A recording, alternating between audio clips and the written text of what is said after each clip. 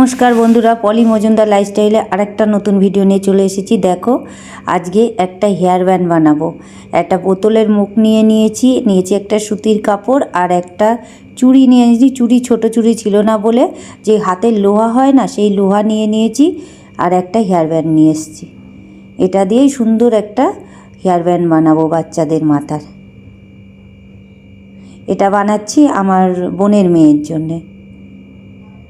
ও যখন আসবে তখন দেবো, এখন এই মুহূর্তে ওর কাছে যেতে পারছি না, তাই বানানোই থাকবে এটা।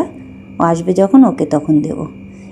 দেখুন, ওই চুড়িটাও কাপড় পেঁচানো হয়ে গেল আর এটাও মুটকিটাও কাপড় পেঁচানো হয়ে গেছে। এবার হেয়ার ব্যান্ডটায় একটু আঠা দিয়ে কাপড়টা পেঁচানো শুরু করছি।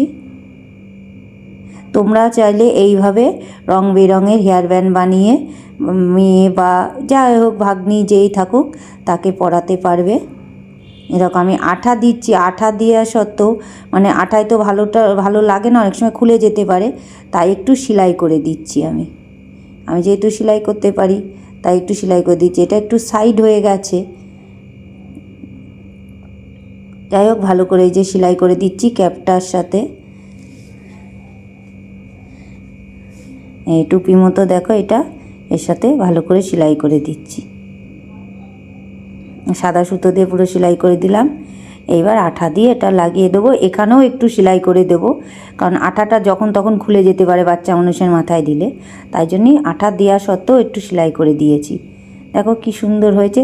তো ভিডিওটা ভালো লাগলে একটু লাইক কমেন্ট শেয়ার করে দিও, আর এরকম ভিডিও দেখার জন্যে আমাকে একটু সাবস্ক্রাইব করে দিও।